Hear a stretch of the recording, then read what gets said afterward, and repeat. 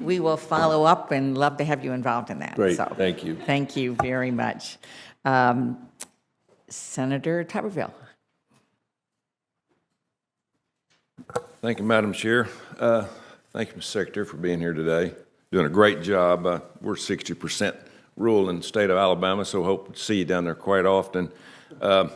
Farm bill, this is my first one, and I hope we don't forget the farmers because there's so much in this bill that sometimes it doesn't reach the farmers. But I hope we all understand that our farmers are in trouble across the country. We're losing them in our state. I don't know about the other states, but you know, with diesel so expensive, with fertilizer so expensive, urban people are moving south to Alabama, and you can't blame our farmers for selling out because they can make a living. They can make money off their land. And sooner or later, we're going to have to figure out we're going to have to eat in this country. So hopefully, in this farm bill, we will be able to help the farmers, and especially in the rural areas. You talked about your Reconnect program. You know, we've had the internet for 20 years, and we hadn't made a lot of progress with internet. We've got to get broadband. We keep talking about it, and it's all about education. I spent 40 years in education, and being somebody that understands some kids that don't have the opportunity, we continue to talk about it, but it doesn't work. We don't connect with that. Now, we've just flushed trillions of dollars in the economy. If we don't get it now, we'll never get it. So hopefully, through some of your programs that we'll be able to work on that. Did I hear you say that you received $2 billion from the infrastructure bill? That's it? $2 billion only? Out of the $65 billion, that's correct. Oh, 65? What will that go to?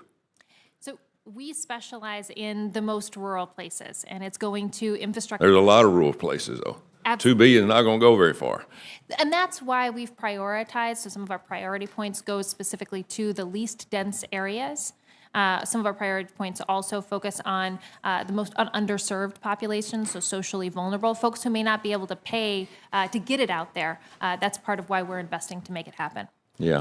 So let's talk about, and some of the other senators might want to hear about this. You know, as you know, my office has been working with a project in Bessemer, Alabama, which previously received grants from the USDA. Due to inflation, additional funding was required. But since the first funding, the area surrounding Bessemer has grown because of people moving south. And now that hospital does not warrant the new loans that it needs. And so we're going to have a lot of people, a lot of situations like this across the country that are going to continue to grow and run in the situation where they're not eligible for these loans. Could you tell us about that and where we're at on that situation? Senator Tuberville, it's a great example of one of the wrinkles with the definition of rural. So there's lots of conversations about what is rural and where should we invest and where shouldn't we invest. But another part of that is as communities grow, they may outgrow our funding. And there are some flexibilities. So the Community Facilities Program has a flexibility that if a community is still rural in character, it can still be eligible for funds. But that takes a review process that's currently underway for the facility in Bessemer that you mentioned. And we've got to make sure that we are adhering to what rural in character is, right? Are we talking about the service area being rural in character, or are we talking about the specific location where a place is built?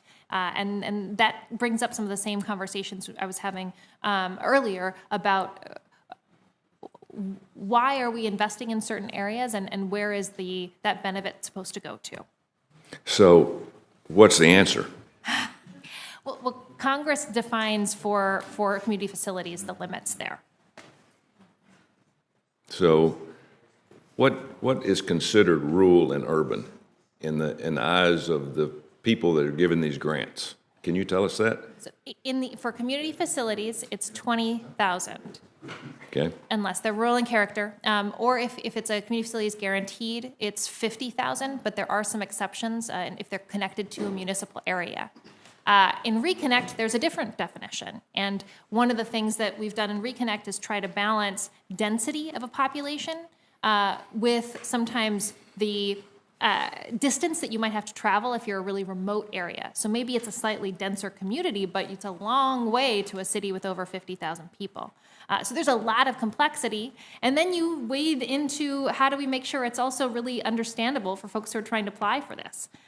So happy to provide any technical assistance we can, recognizing that so many of the definitions of rural are statute. Okay. Thank you for your help. Thank you, Madam Chair.